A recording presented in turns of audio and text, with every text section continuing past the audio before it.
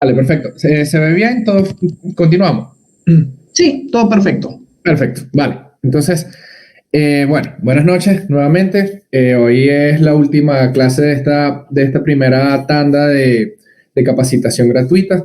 Bastante contento, la verdad, por todos los que se han tomado el tiempo para estar acá. ¿Okay? Pudieron estar haciendo cualquier cosa, compartiendo con su familia, descansando y decidieron estar oyéndome acá un poco, compartiendo algo de mi experiencia. ¿Listo? Entonces, el día de hoy vamos a hablar eh, acerca de las diferencias entre el perro y el gato durante la terapia de fluidos, ¿ok?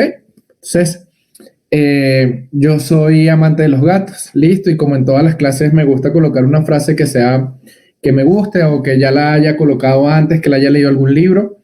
Esta frase me gusta mucho porque, no, la frase es genial además, ¿no? Dice, ¿qué regalo más grande que el amor de un gato? ¿Ok? Pero lo interesante de esta frase, la historia detrás de esta frase, es que Charles Dickens, que era un escritor, tenía un gato que se llamaba Bob, ¿ok? Y ese gato murió de viejo, como a los 12 o 13 años aproximadamente, y resulta que el escritor decía que él no había sentido un amor más grande que el amor que sentía por su gato y que él necesitaba inmortalizarlo, ¿ok?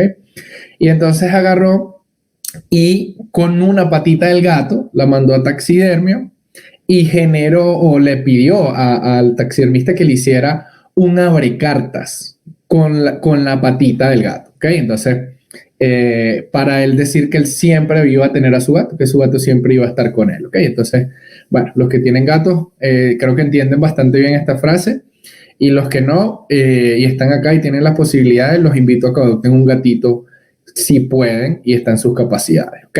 Entonces, vamos a poner la clase de hoy va a ser una clase de controversia, va a ser una clase de necesito leerlos, necesito que estén atentos acá porque me interesa también entender un poco su experiencia, sus necesidades y sus conocimientos con respecto a lo que vamos a ir hablando. ¿Okay? Entonces, más o menos durante la época donde se generó la gran pandemia del cólera, ¿cierto? Se empezó a hacer uso mucho más marcado o tuvo que haber una necesidad más marcada en ese momento de empezar a usar terapia de fluido para poder compensar estas diarreas y estos vómitos, estas deshidrataciones severas que estaban generando en ese tiempo, ¿ok? Entonces fíjense que desde 1837 nosotros, en ese momento eran médicos humanos, ¿no? Pero nosotros los veterinarios siempre hemos formado parte de la medicina. Este tema del One Health, si bien desde el año 2000 es que agarró un auge, ha sido toda la vida, ¿ok? Solo que llegó un momento donde nos dividimos, medicina veterinaria y medicina humana hacia un lado, pero la realidad, la verdad de esto es que nosotros formamos y tenemos una gran importancia, ¿ok? En la cura o incluso en la prevención de un montón de enfermedades que sufrimos los humanos. Pero bueno, más o menos de 1837 empezó esa controversia, ¿doy fluidos, no doy fluidos, qué tipo de fluidos les doy? Y en ese momento, bueno, ellos decidieron pasar fluidos intravenosos, se creó la necesidad, empezaron a ver que los pacientes respondían de forma positiva, que disminuía la mortalidad, incluso disminuía la aparición de algunos signos clínicos, pero desde ese momento hasta la actualidad, este ha sido uno de los temas más polémicos de la medicina, la terapia de fluido. ¿Qué doy? ¿Cómo lo doy? ¿En qué momento lo doy? ¿Y cuándo no lo doy? ¿Ok? Entonces, fíjense que en las charlas anteriores hemos venido tocando muchas de esas preguntas y hoy nos va a tocar esa misma controversia, pero entre un perro y un gato. ¿Ok? Entonces, fíjense en este artículo, que es un artículo muy corto, se los recomiendo a los que les gusta leer. Yo digo que este es ese tipo de artículos que son más parecidos a un cuento, a una narrativa, pero tiene información bastante interesante. Y dice que el organismo de los mamíferos, ¿ok? Ha venido evolucionando y evolucionando durante todo este tiempo, pero ellos se han desarrollado o han empezado a desarrollar ese tipo de mecanismos para prevenir una muerte por hipovolemia. ¿Ok? ¿Eso qué quiere decir? Que el sistema simpático se activa de una manera para tratar de mantenerlos vivos y estables hasta que pudiesen llegar a un sitio donde pudieran tomar agua. ¿Ok? Pero a lo que no están preparados, ¿ok? Para lo que no nacieron, para lo que no se desarrollaron es para recibir sobrecarga de volumen, que fue algo que hablamos el día de ayer, ¿ok?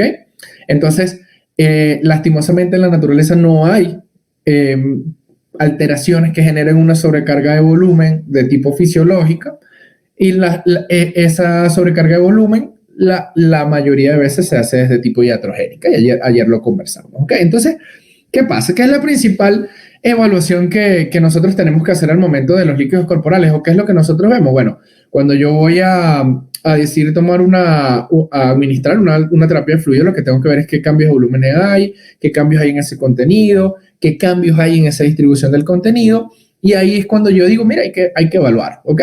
Yo creo que el día de hoy ustedes son mucho más capaces de tomar estas decisiones mucho más eficientemente, y los que tenían algunas duditas pudimos aclarar. Entonces, esto es lo que vamos a hablar el día de hoy, perros versus gatos, ¿ok? Estamos divididos completamente, incluso la gente que nos gusta más los gatos, queremos, amamos y respetamos a los perros, pero con los gatos es otra cosa y lo mismo pasa con la gente de los perros, que feos esos gatos, que horrible atender un gato, y es controversial, ¿ok? Entonces, vamos a partir de aquí y a partir de aquí vamos a desarrollar la clase, ¿ok? Entonces, yo quiero que todos los que están aquí, el que no haya escuchado esta frase, que lo escriba y lo diga, y el que ya la haya escuchado, le pido que le tome una captura y lo comparta. ¿Por qué? Porque esto tenemos que hacerle ruido y tenemos que compartirlo con todos los colegas que aún creen que los gatos son perros pequeños. No son perros pequeños, ¿ok? Los felinos son animales completamente diferentes que los caninos, ¿ok? Y vamos a partir de un pequeño dato que puede parecer insignificante, pero es casi que todo lo relacionado con el tema de fluidoterapia, es el volumen sanguíneo, ¿ok? Fíjense bien. ¿Qué pasa con el volumen sanguíneo? Los caninos, ¿ok? Pueden tener un volumen sanguíneo en pacientes que están adultos, pacientes que ya están sanos, que se han desarrollado, que no tienen ninguna patología, que vienen comiendo bien, que no están deshidratados, pueden llegar a tener un volumen sanguíneo normal entre 79 y 90 ml por cada kilogramo, ¿ok? Eso quiere decir que si yo tengo un paciente de 10 kilos, su volumen sanguíneo es de 900 ml, ¿ok? Y ese volumen sanguíneo le podemos decir incluso volemia. Y ahí tienen un dato interesante. ¿Por qué? Porque cuando yo estoy en una cirugía y tengo un paciente, el mismo paciente de 10 kilos y empieza a sangrar, mi cirujano agarra todas las gasas del sangrado y las peso y yo veo, mira, ese paciente perdió 300 ml de líquido, yo sé que 900 es su volemia, ¿ok? Está perdiendo una tercera parte de esa volemia y yo tengo que tener ahí una alerta, tanto en la reposición como inclusive pensar en una posible restitución con hemoderivado, ¿ok? Pero fíjense bien la diferencia con el gato, ¿ok? El gato tiene un volumen circulante de 47 a 66. Hay otras literaturas que pueden decir que está entre 60 y 66 y pueden leer incluso algunos artículos que habla desde 40 a 60, ¿ok? Son un poquito más viejitos, pero todos coinciden que tienen por lo menos un 10 a un 20% por debajo del volumen circulante que tienen los perros, ¿ok? Y la pregunta para empezar ya la clase, que quisiera que como les dije al principio, esta clase la hicimos bastante participativa, quisiera leerlos si alguien cree que este volumen sanguíneo es importante al momento de nosotros instaurar una terapia de fluido, ¿ok?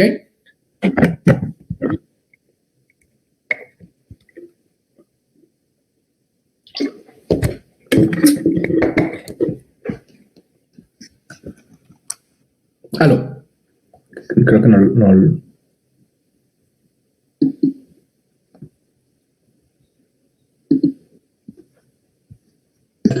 A ver, acá tenemos la respuesta de los médicos. Sí, es importante. Sí, la mayoría lo considera claro. Sí, es importante. Sí, doctor. Perfecto, chicos. A ver, por supuesto que es importante. ¿Listo? ¿Por qué? Porque no es lo mismo. No es lo mismo que está pasando en esos pacientes. ¿Ok? Vamos a empezar por esta pregunta que la voy a responder y vamos a hacer una serie de pausas a medida que vamos desarrollando la clase. ¿Qué pasa? ¿Cuál de los dos creen ustedes entonces que tiene mayor sensibilidad? Vayan dejándolo en el chat, no lo vamos a leer, pero es para que empiecen de una vez a meterse en esta clase, ¿ok? Entonces, si yo tengo un paciente que tiene menos volumen circulante, probablemente ese paciente tenga mayor sensibilidad a las pérdidas. ¿Por qué? Porque tiene menos volumen intravascular, ¿ok? Y ese menor volumen intravascular va a hacer que cualquier pérdida que tenga genere un daño mucho más marcado, ¿ok? Entonces, ¿qué pasa? Claro, los pacientes felinos tienen mayor sensibilidad tiene mayor sensibilidad a las pérdidas, a casi todas las pérdidas. ¿Por qué? Porque ese volumen circulante es mucho más pequeño, ¿ok? Pero empiezan a tener otros factores que lo diferencian del perro y que lo ayudan a ser mucho más eficiente en otros momentos, como es esta siguiente lámina, ¿ok?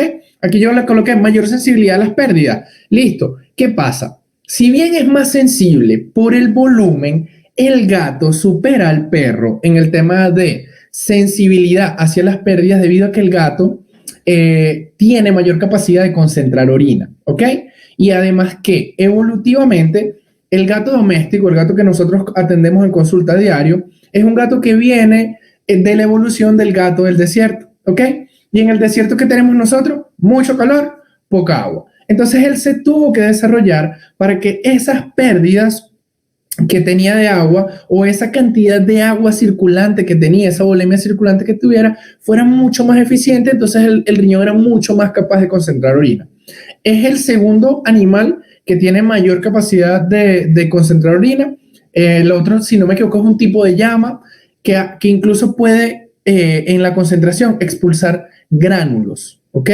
En vez de que sea completamente líquido, es normal que orine algunos granulitos. ¿Listo? Entonces, fíjense que tengo menos volumen, pero tengo mayor posibilidad de vivir con ese menor volumen porque mis riñones están aptos para mantener como en una hipovolemia constante, por decirles de alguna manera, ¿ok?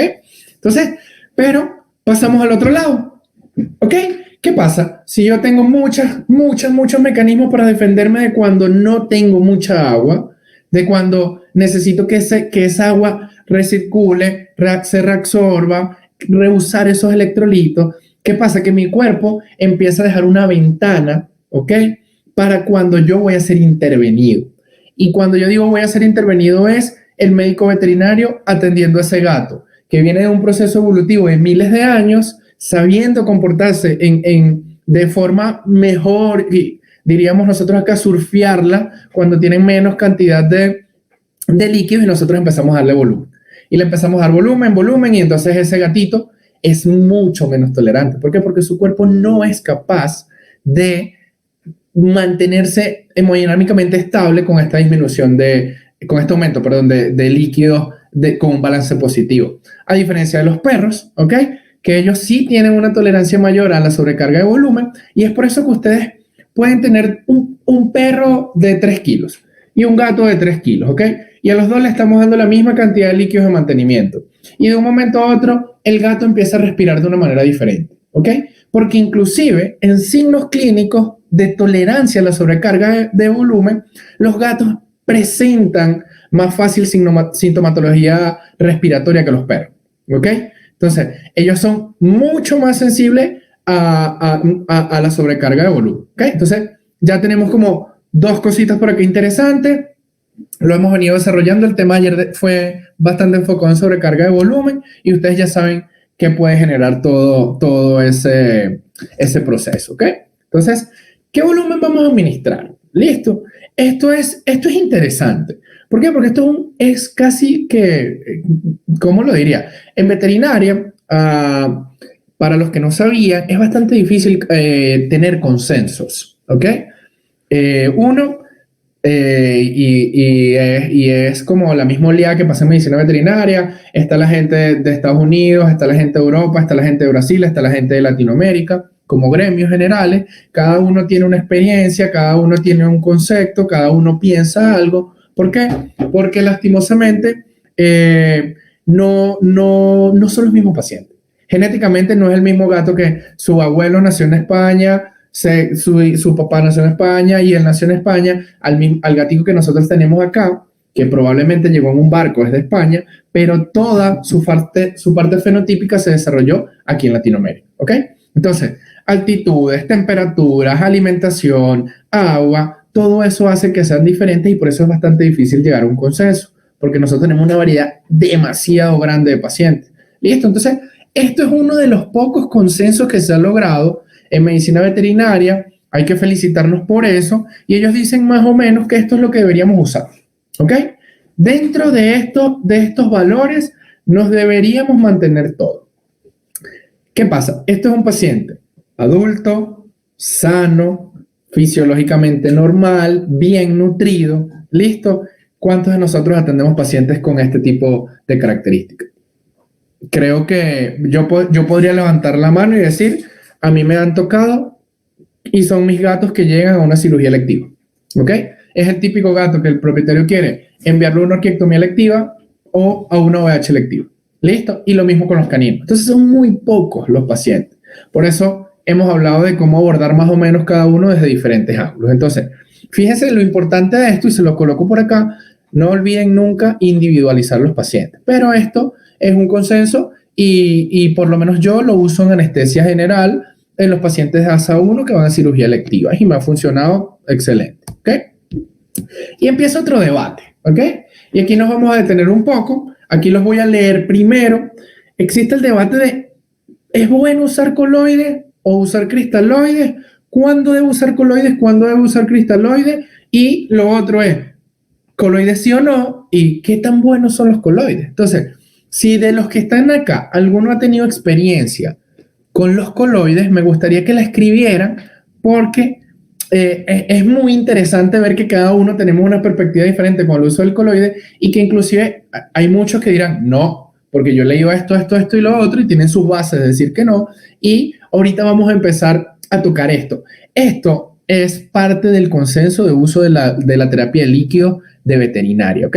Está más enfocado a pacientes que están en cuidado crítico, pero es bastante interesante. Entonces, les pediría el favor, como les dije al principio, vamos a hacerlo bastante interactivo. Cuéntenme si han usado coloides o no, y el que lo ha usado, ¿cuándo lo usa? ¿Cuándo no? Y si no lo ha usado, si tiene una razón o porque lo desconoce.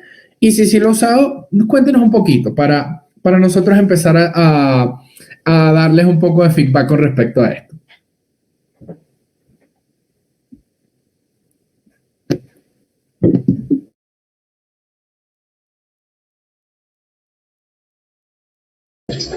Muy bien, vamos a esperar la respuesta de los médicos, a ver si es que ellos han tenido la oportunidad de haber utilizado coloides.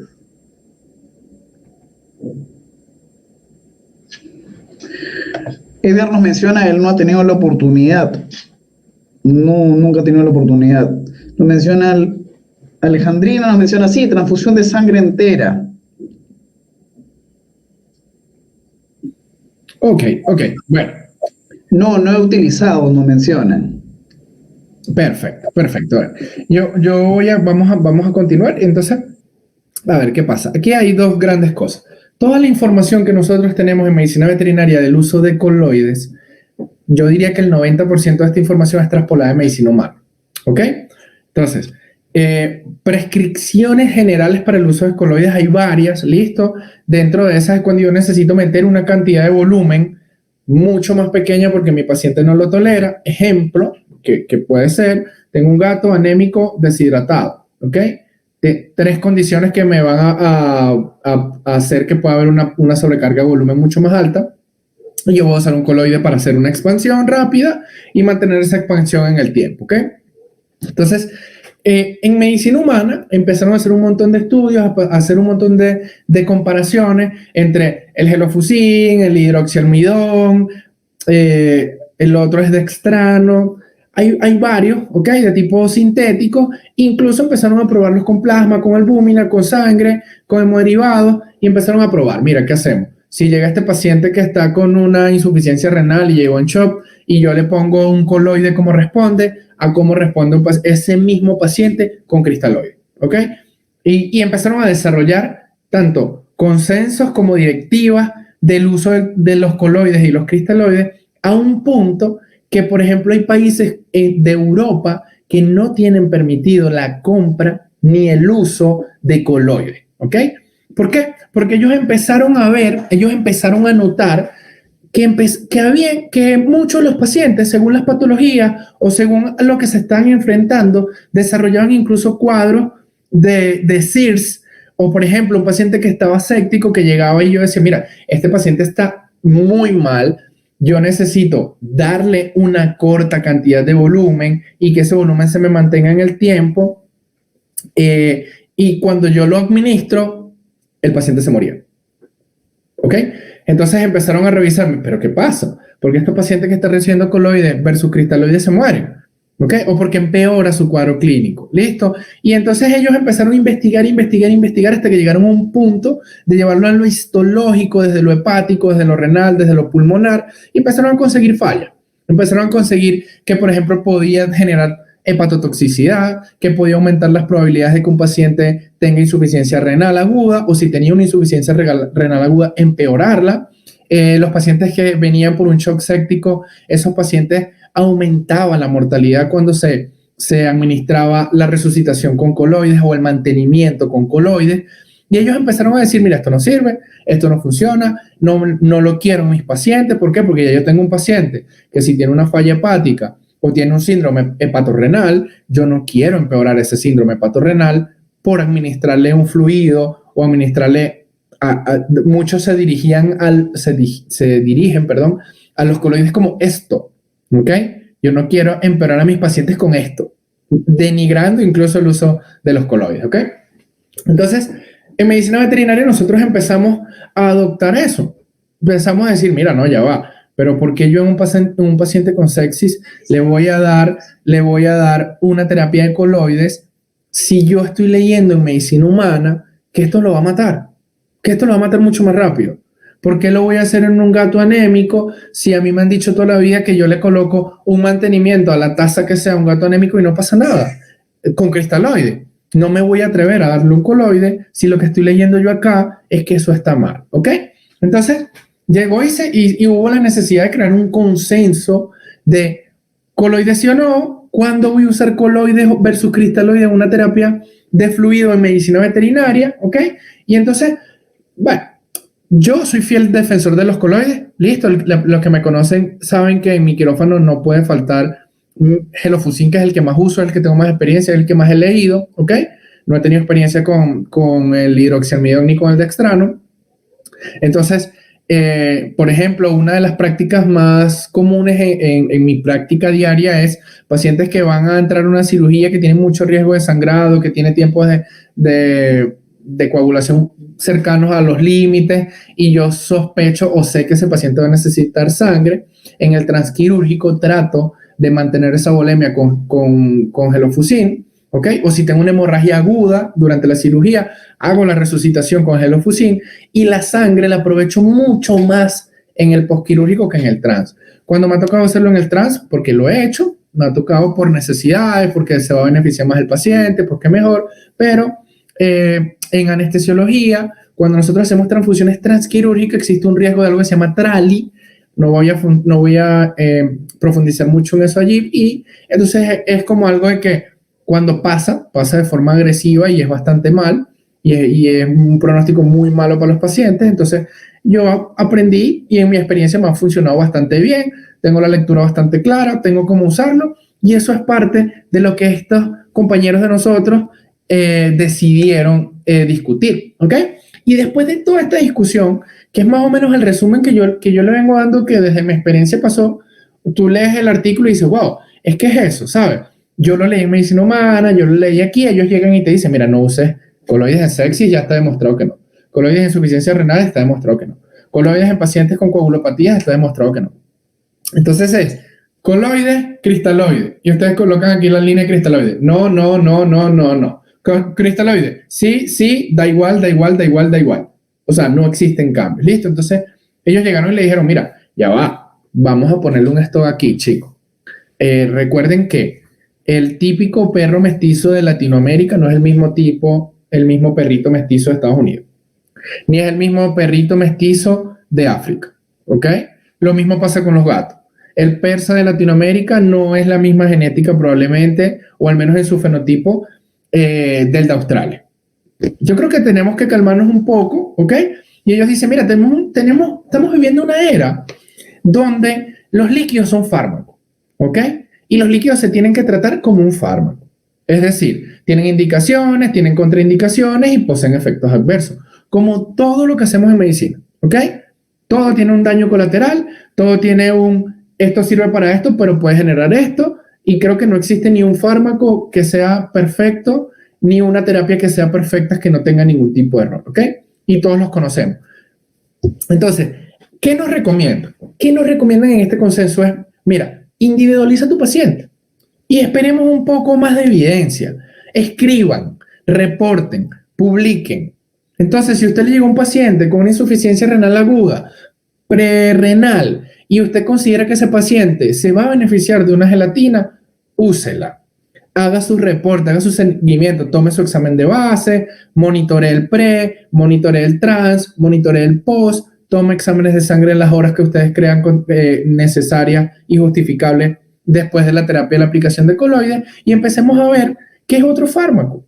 Yo no puedo tener 5 pacientes que tienen, y creo que lo hemos hablado, 5 pacientes con parvovirus y a todos les voy a colocar, les voy a poner un ejemplo, meloxicam, gentamicina y un protector gástrico, a todos. Y entonces de esos 5 pacientes se murieron 3. Se tenían que morir. Listo, pero yo no vi que había algo más allá. Yo uso un protocolo en vez de usar una individualización, ¿ok?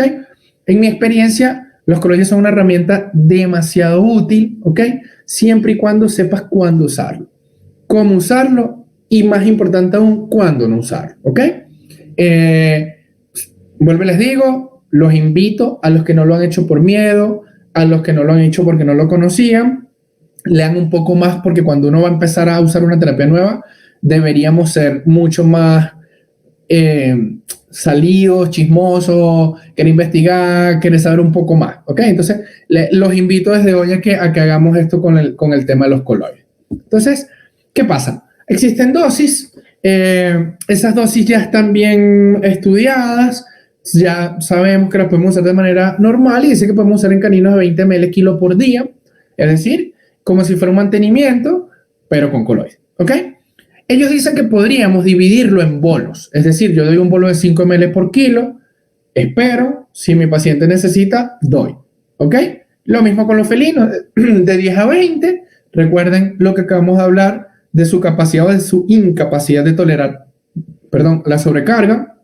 Entonces péguense un poquito más el 10 o incluso por abajo y ellos te dicen, mira, yo creo que te pegues más al 10 y que uses bolos de 2.5 a 3.5 ml kilo.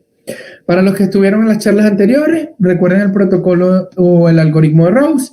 Entonces, los coloides son un fármaco bastante interesante en el momento de la resucitación, ¿ok? Yo meto menos cantidad de volumen en un tiempo prudente y tengo una expansión más rápida y más duradera, ¿ok?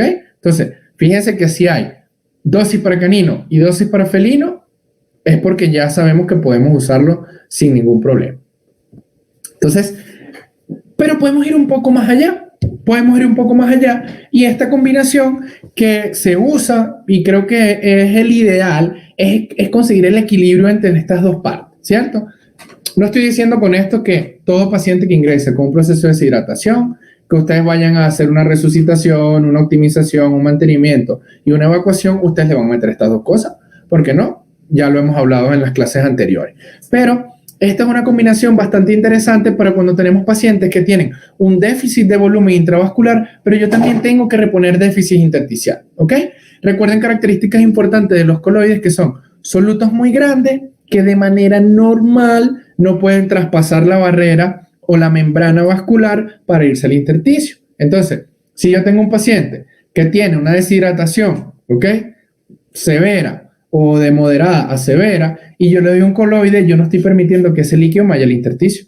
Y si no me va ese líquido al intersticio, ¿cómo yo le doy electrolitos y agua a la célula? ¿Ok? Entonces, fíjense que es una combinación bastante interesante para estos pacientes que necesitamos lograr las dos cosas. Entonces, ¿cómo ellos normalmente nos dicen que deberíamos usarlo? Bueno, podríamos usar de coloides de 5 a 10 ml por kilo. Fíjense que si lo comparamos con el anterior, es incluso un cuarto y la mitad de la dosis que se da solito. Y en gatos es de 1 a 5 ml por kilo en estos felinos, ¿ok? Entonces, y eso le vamos a sumar un mantenimiento en caninos de 40 a 45 ml y en felinos dice que varía entre 25 a 27. Ojo, recuerden que esto es una receta de cocina y ya sabemos cómo funcionan las recetas de cocina. Individualización del paciente. Si mi paciente necesita un cristaloide o un coloide, yo voy a administrar la dosis que yo crea conveniente. Resucito, evalúo, optimizo y empiezo el mantenimiento, ¿ok? Según la necesidad de mi paciente. Aquí nosotros no tenemos apuro. Fíjense y recuerden, por ejemplo, pacientes con enfermedades renales o pacientes con enfermedades cardiovasculares, podemos alargar las metas hasta 2 días, desde el día que ingresó a cirugía, ¿ok? Entonces, esto es una muy buena opción. Vamos a empezar con casos clínicos, ¿ok? Vamos a empezar a escribir en el chat cuántos ml le correspondían y me gustaría que me escribieran ahí cómo se lo colocarían ustedes, ¿ok? Según el caso clínico. Es muy sencillo, dígame, bueno, doctor, yo le pondría la resucitación o al inicio tanto y tal, y luego lo mantendría así, y fuera evaluando, ¿qué signos clínicos creen ustedes que evaluarían? Entonces nos llega este paciente felino de 4 kilogramos que se cayó un piso 7, ¿ok? Entonces, el paciente presentaba una hemorragia moderada en el miembro posterior izquierdo. Yo después que hice la maniobra de estar seguro que este paciente está todo bastante bien, lo llevo a radiografía, y le tomo una placa y veo que está fracturada la tibia, ¿ok? Entonces, este paciente viene con pérdida de volemia, ¿ok? Pero también puede estar deshidratado por esa misma pérdida de la volemia. Recuerden algo que a veces se nos pasa mucho por alto y es que los huesos, cuando se fracturan, generan hemorragia. Y según el hueso que sea, hay una cantidad de ml que se pierde que uno más o menos estima que se está perdiendo y eso entra parte de la volemia que tenemos que reponer, ¿ok? A veces no se ve o se enmascara en el hemograma, pero ahí hay una pérdida de sangre por esa ruptura de ese hueso, ¿listo? Entonces, me gustaría leerlo, cómo le aplicarían, cuánto le tocarían, qué harían ustedes en este caso, entendiendo que no muchos han usado los coloides, pero que ahora ya saben que se puede usar de manera correcta.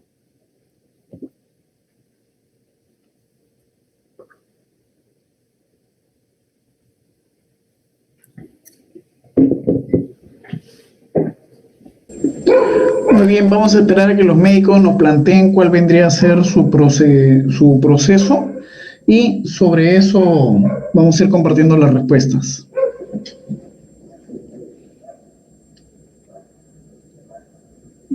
Sí, si no hay hasta ahora, igual continuemos, yo voy explicando, ¿ok? A ver, ¿cuál sería, por ejemplo, mi recomendación en estos casos? Yo les coloco aquí 1 ml kilo por hora y el Ringer lactato 20 ml kilo día, ¿ok? Entonces, ¿qué pasa? Yo me daría, en este caso, usaría lo que les dije al principio. Coloco la mitad de la dosis del gelofuscine en la resucitación de ese volumen, resucito, espero cómo está respondiendo mi paciente a este bolo, si veo que todo marcha bien, vuelvo a evaluar y entre 10 y 15 minutos, si veo que es necesario, doy la otra parte. Es decir, ese 100% del coloide que estamos administrando lo vamos a dividir en 20 a 30 minutos. Solo que en el minuto 15 yo espero y veo que está. Y monto mi mantenimiento con Ringer lactato, teniendo en cuenta que puedo tener que acudir nuevamente a administrarle un bolo de gelofuscine o de proponerle al propietario. Si esos niveles bajaron mucho y el día siguiente no están mejorando porque casualidad este paciente tenía sida, leucemia y le cuesta mucho más, proponer una transfusión de plasma o una transfusión de sangre. ¿Listo? Entonces, siguiente caso, es un paciente, esta vez es un perro, perdón. Ese perrito llega y lo estamos recibiendo en el área de hospital. No sé cómo manejen en todos los sitios del área de hospital, pero en términos generales uno hace la valoración, estima qué hay que hacer, le explica al propietario y para atrás. Y el hospital se encarga de hacer el resto del trabajo. Entonces, tiene 10 añitos, estuvo diagnosticado por una enfermedad de las garrapatas hace unos años, típico paciente que tiene erliquia o que tiene babesia o que tiene anaplasmosis, micoplasmosis. Y yo tomo un hemograma, le pongo una vía y lo paso. Cuando veo a un paciente que tiene la hemoglobina en 8, tiene el hematocrito en 28, plaquetas en 100, leucos en 3000, entonces empezamos a ver que hay un montón de cosas que no están bien. Inclusive esta relación, vemos como que, mira, aquí está pasando algo, pero este perro está deshidratado, ¿ok? Que es una información que el propietario no me ha dado y que yo cuando empiezo a ver, mira, este paciente necesita volemia porque está anémico, ¿ok? y probablemente vino decaído, y probablemente tiene días sin comer. Entonces, yo digo, bueno, yo voy a usar una terapia otra vez de tanto de cristaloides como de coloides para poder generar una mejor expansión y también administrar hacia el intersticio la cantidad de solutos y de agua que necesito. ¿Okay? Entonces, volvemos a lo mismo. Ojalá que esta vez comentarme cómo lo harían, cómo lo dividirían. Este perrito pesa 20 kilos, chicos, ok, que no lo apunta acá, pero pesa 20 kilos para los que les interesa hacer el cálculo y proponer una manera de cómo pudiesen administrar esta comisión.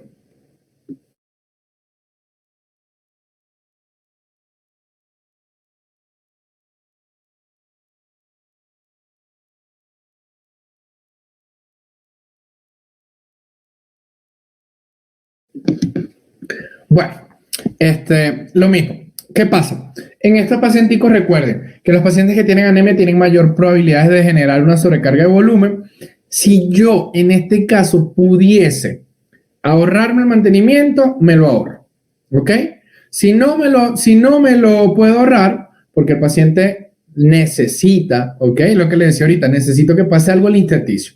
Entonces, lo que yo puedo hacer es, doy mi primer bolo, puede ser 5 ml kilo hora en unos 20 minutos, veo cómo responde mi paciente y seguido a eso colocamos un Ringer lactato. Lo podemos colocar de 20 a 30 ml kilo por día, que es una dosis bastante aceptable, pero yo puedo modificar esta dosis durante el tiempo, en el tiempo. Es decir, en las primeras 2 a 4 horas lo dejo a 30 y a partir de ahí lo bajo a 20 y cada 4 horas lo bajo a 10 y voy tratando de incentivar a mi paciente a que ingiera agua y a que coma, ¿ok? Inclusive puedo hablarme de medicamentos, ¿listo? Que ayudan a que el paciente quiera comer un poco más, ¿listo? Importante, recuerden y fíjense que estamos basándonos mucho en el uso de cristaloides balanceados. Y pasamos al tema de las transfusiones, porque no todo es cristaloides y coloides sintéticos, también tenemos pacientes que necesitan transfusiones. Y aquí vamos a empezar otra vez como que, ¿qué pasa con el perro? ¿Qué pasa con el gato? Es cierto que ya no existe este tema de las reacciones, o sí existen este tema de las reacciones aún. Entonces, fíjese que dentro del tema de las transfusiones, los perros tienen una clasificación de los grupos sanguíneos según esto, ¿okay? Que es un antígeno eritrocitario canino. Y fíjense la cantidad de grupos que hay, ¿ok? Y en el último año, en los últimos 2 años, descubrieron que existen, para nuestra fortuna, 3 grupos más. ¿Listo? Entonces, ¿qué pasa? ¿Qué se habla en el tema de las transfusiones? Cuando son necesarias, es un tratamiento médico, tiene indicaciones, contraindicaciones y efectos adversos, y se habla que pacientes que tienen el grupo 1.1 y 1.2 presente tienen como mayor probabilidades de generar algún tipo de hemólisis intravascular, ¿ok? Durante la transfusión. El resto parece estar bastante bien, parece que no hay gran cosa, pero igual recomienda mucho hacer pruebas cruzadas, es algo que tiene que ser un protocolo, ¿ok? Llega un paciente, lo voy a transfundir, hago prueba cruzada, me sirve la sangre, transfundo, ¿ok? Como les dije ayer, por allí estén pendientes en los grupos de WhatsApp que les van a enviar un libro de cómo hacerlo de manera práctica las transfusiones y cómo hacerlas mucho más seguras para ustedes, ¿ok? Y para nuestros pacientes en este caso. Entonces, fíjense que a diferencia de los felinos, que los felinos están clasificados según el sistema AB, ¿ok? Diríamos que se parecen un poco más a los grupos sanguíneos de los humanos. Hay 3 grandes grupos, el A, el B y el AB, siendo el grupo A el más frecuente, ¿ok? Entonces, ¿qué pasa? Se supone que en los felinos las probabilidades de tener ese haloanticuerpo que va a ser una reacción hemolítica, y una reacción de hipersensibilidad tanto de tipo 1 como de tipo 3, se supone que está casi que nula, ¿cierto? En el A, en el B y en el AB. ¿Listo? Sin embargo, por protocolo, pruebas cruzadas, recuerden que hay características y condiciones individuales de cada uno de nuestros pacientes y no todas las enfermedades nos permiten incluso pasar una sangre. Casi que me pasó una vez con un gatico que tenía micoplasma, que necesitaba hacerse una transfusión sanguínea y de 4 bolsas de sangre que probamos en las pruebas cruzadas, solo una funcionaba. ¿Ok? Teniendo en cuenta que el grupo A es el más frecuente. ¿ok? Digamos que de esos 4, por poner un ejemplo, los 4 eran A y solo con uno se pudo, ¿ok? Y en los gatos, en los últimos años se ha descubierto esto, o ya está estudiado, que es un grupo sanguíneo que se llama MIC, MIK, y ellos, los gatos que tienen presente este grupo sanguíneo, sí tienen más probabilidades de desarrollar tanto reacciones hemolíticas, es decir, hemorragia o intravascular, y también de desarrollar, como le dije ahorita, reacciones de hipersensibilidad de tipo 1 y de tipo 3, ¿ok? Entonces ya otra cosa en la que los gatos y los perros son diferentes. ¿Qué tenemos que monitorear nosotros? ¿Ok? En los pacientes que usamos fluidos y que usamos una terapia de derivada, de hemoderivada, de transfusión, de lo que ustedes quieran, pero que venga ligada a la terapia de líquidos, que es lo que hemos venido hablando. Fíjense que no todo es tener un equipo grande. Frecuencia cardíaca prácticamente, tiempo de perfusión capilar, color de las mucosas, cómo está respirando, sonidos pulmonares, turgencia cutánea, el peso del paciente, cuánta orina está expulsando, cuál es su estado mental, temperatura de las extremidades y así un montón de cosas que nosotros podemos evaluar y que debemos ir monitoreando cada vez que nuestro paciente está sobre una terapia de líquidos o recibiendo una terapia de líquidos, ¿ok? Entonces, otra diferencia entre el perro y el gato. Recuérdense que los gatos tienen mayor probabilidad de generar hipotermias porque en comparación del perro, ellos parecen tener mucho mayor superficie de contacto. ¿Ok? Entonces, cuando pasan dos cosas interesantes. Uno, los fluidos predisponen a la hipotermia y dos, no responden de manera eficiente cuando están hipotérmicos a la terapia de fluido. Y es el típico gato que le ponemos el termómetro, no marca la temperatura y le das líquidos y no responde. ¿Ok? Estas son las 3 razones principales por las que nosotros deberíamos hidratar a un paciente o por las que normalmente tenemos en cuenta la terapia de líquidos, que sería una hipovolemia, una hipotensión o una deshidratación. ¿Ok? Entonces recuerden que tanto hipovolemia y deshidratación pueden transformarse en situaciones mucho más complejas que no van a responder solo a una terapia de líquido, y la deshidratación tenemos que ya lo aprendimos, a cómo identificarla y cómo empezar a devolver ese volumen. Usen bastante esto, chicos. Esto es una herramienta que de verdad, bien empleada, bien desarrollada, y cuando ustedes agarren práctica la van a amar. ¿Por qué? Porque sirve para todo. Se desarrolló para UCI, pero sirve para todo paciente que va a entrar a terapia de líquido. Y esto fue algo que nosotros empezamos a poner en práctica en pacientes de cuidados intermedios, inclusive en pacientes que necesitan solo un mantenimiento. Y nos empezó a ir bastante genial y hasta ahora hemos tenido muy buenos resultados con esto. Por último, o ya casi terminando, recuerden que la hipovolemia puede generarse de varias maneras, y lo interesante de este cuadro es que ustedes entiendan que no todo es líquido, ¿ok? No, un paciente con una hipovolemia, no solamente yo le voy a dar una terapia de cristaloides y lo voy a solucionar. Hay mucho más por hacer, ¿ok? Y es un tema que hay que profundizar y es un tema que es bastante interesante y es bastante bonito después que lo manejamos de una manera bastante correcta, ¿ok? Entonces, cuando tenemos situaciones más complejas, en el caso del paciente hipovolémico o del paciente que está con un shock hipovolémico o con problemas de hipotensión, recuerda que existen fármacos que se llaman simpaticomiméticos, ¿ok? Que son los famosos inotrópicos y vasopresores. Entonces, aquí les dejo esta tablita para que le tomen un captura o una fotico o la apunten.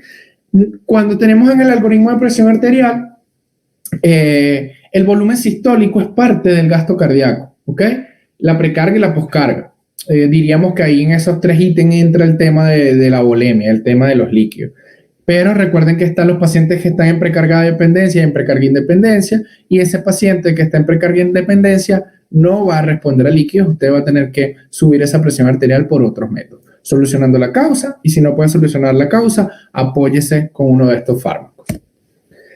Y para finalizar, esto es el resumen de todo lo que hemos venido hablando en estos últimos 4 días. Dice que esto es lo que deberíamos volver a aprender, según lo que nosotros creíamos que sabíamos, ¿ok?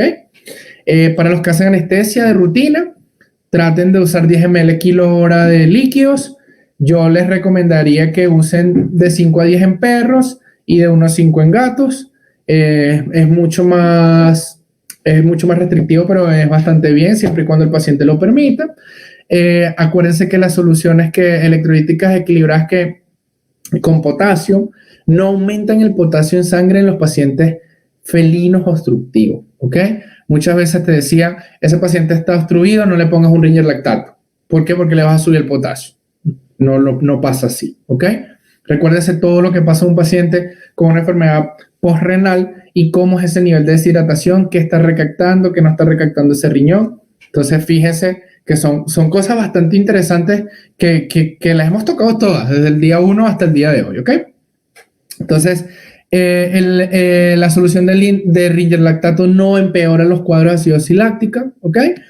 Pacientes con miocardiopatía hipertrófica subclínica pueden tolerar bolos de líquidos con precaución para la hipotensión si su estado de volumen es cuestionable, ¿ok? Es decir, si yo tengo un paciente que está deshidratado y necesita el volumen, puede que tolere los bolos, pero igual tenemos que estar chequeando y chequeando y chequeando para no generar una sobrecarga de volumen, ¿ok? Y más de conclusiones, la solución de ringer lactato y la solución de ringer acetato se puede usar en enfermedades hepáticas sin problema. Ayer alguien de los médicos que estaba presente me dijo, doctor, tenemos un paciente con un problema hepático, ¿qué le puedo dar? ¿Sí le puedo dar ringer lactato? Y sí le pueden dar ringer lactato, ¿ok? Si tienen ringer acetato, bueno, perfecto, pero el ringer lactato está súper bien, fíjense lo que contiene, ¿ok? Y es muy poco probable que suban los niveles de lactato. Ayer le explicaba ya que existen como 2 tipos de lactatemia y es interesante cuando nosotros podemos medir lactato, medir ese lactato y empezar a generar como cuestiones, como decir, cuestionarse de que, ¿será que este es tipo de esta o este es otro tipo de lactatemia? Y es un ejercicio bastante interesante para que empiecen a ligarlo a patologías, porque según ciertas patologías, las lactatemias son de manera diferente, ¿ok? Y lavar un catéter con solución salina es casi igual de efectivo que una solución de heparina. Yo creo que, bueno, yo no estoy tan viejo de graduado, no sé quiénes tengan muchos más años de experiencia que yo, y recuerdo bien que antes a los tapones de heparina, ¿saben? Con lo que tapamos los yercos, en Colombia le dicen ATI, acá en Venezuela le dicen tapones de heparina o tapones, le colocaban una microdosis de heparina para que no se formara un coágulo ahí y siempre pudiese estar pasando, ¿ok? Ya se descubrió que usted pasándole solución salina, el paciente va a generar casi el mismo efecto que haberle colocado una dosis de heparina. Y ya para culminar, ¿ok? En términos generales, la elección del líquido es menos importante que el hecho de que sea isotónico, ¿ok? Es decir, si yo tengo solución salina, o tengo ringer lactato, o tengo ringer acetato, o isofundin, ¿ok? Eso puede terminar siendo un poco menos importante a que esas soluciones sí sean isotónicas, ¿ok? Recuerden lo que le genera las soluciones hipotónicas a los glóbulos rojos, por ejemplo, y lo que le generan las soluciones hipertónicas a los glóbulos rojos, ¿ok? Una lo puede terminar deshidratando mucho, el otro lo puede terminar generando una apoptosis por exceso de líquido, ¿ok? El volumen beneficia al paciente mucho más que la composición exacta del líquido. Acuérdense que nosotros muchas veces lo que necesitamos es expansión, ¿ok? Y el aporte de esas sustancias, de esos solutos, los podemos ir haciendo, son necesarios, ya hemos visto cómo se usa, pero muchas veces se benefician más de esa vuelta de la euvolemia, volver a tener esa volemia normal, ¿ok? Los líquidos isotónicos no van a tener un impacto negativo grave sobre la mayoría de los desequilibrios electrolíticos y su uso comenzará a acercar la composición de los líquidos del cuerpo a lo normal. Es decir, vamos usando y poco a poco ese paciente se va a ir compensando, siempre y cuando lo estemos haciendo de una manera correcta, ¿ok? Y el llamado con esto es saber en qué estado de deshidratación está mi paciente, saber cómo voy a devolverlo a un estado de hidratación o de volemia normal, saber qué líquidos voy a usar, saber cuándo tener muchas precauciones o cuándo debo prevenir una sobrecarga de volumen, un exceso de velocidad de infusión de potasio, por ejemplo, ¿ok? Y lo vamos a resumir todo esto en saber elegir, pero más allá de eso, individualizar a nuestros pacientes y monitorearlos constantemente, ¿ok? El día de hoy yo los voy a felicitar a todos los que están acá, a los que tuvieron en las 4 charlas Gracias a los que tuvieron 2 gracias, a los que tuvieron 1 muchas gracias, a los que tuvieron 3 muchas gracias, pero más allá de eso quiero felicitarlos, ¿ok? Recuerden que el cerebro es otro órgano que se ejercita y al igual que los músculos, mientras más los use, más se fortalece, ¿ok? Y hay algo mucho más bonito en el cerebro y es que esa hipertrofia que nosotros podemos ver en el exceso de uso de un músculo, no la vamos a ver en el cerebro, ¿ok? Es un órgano tan bonito, tan empático con nosotros, tan receptivo que tú le metes y le metes y le metes información y es lo que tiene es la mayor capacidad de expandirse, ¿ok? Sin atrofiarse o sin hipertrofiarse, mejor dicho. Entonces, felicitaciones, doctores, por este tiempo, por haber aprendido un poquito más, por ser ese estandarte de que tenemos que formarnos constantemente para las generaciones que nos van a reemplazar. Y, por supuesto, yo no podría dejar pasar un momento para ponerles esta frase que es bastante icónica y que es parte de lo que nosotros hacemos día a día en el área de anestesia y medicina del dolor, ¿ok? Entonces, recuerden que esto es algo completamente ajeno al tema de los líquidos. Recuerden que el dolor es considerado, incluso por la OMS, el 5º signo clínico, ¿ok? Y si está metido, al igual que la frecuencia cardíaca, respiratoria, temperatura, presión arterial y dolor, es porque es extremadamente importante para la valoración de nuestros pacientes, para el desarrollo de enfermedades, para el desarrollo incluso de curarse, de mejorarse mucho más rápido de lo que están pasando. Entonces, sean empáticos, como les dije ayer, tiene que dolerle sus pacientes y aprovechen que dentro de la terapia de fluido nosotros podemos administrar fármacos analgésicos que van a mejorar, por supuesto, la calidad de vida de nuestro paciente y la recuperación de ellos. Entonces, el llamado, además de todo el resumen y la conclusión del tema de líquidos es, por favor, hagan buen uso de los analgésicos, no permitan que sus pacientes les duela y cuando estos casos se les salgan de las manos, bienvenidos. Las personas que hacemos anestesiología y medicina del dolor estamos siempre dispuestos a apoyarlos o a guiarlos a que la analgesia de sus pacientes sea mucho mejor. Por su atención, mil gracias y nada, ya entonces nos vemos en el curso premium los que quieran participar. Muchísimas gracias, doctor. Muchísimas gracias por su disposición, por habernos acompañado en estas sesiones. Quiero avisarle a todos los médicos veterinarios que tienen la disposición de poder participar con nosotros en el curso premium que vamos a tener y que sobre todo tienen la opción de poder descargar su certificado de asistencia por habernos acompañado.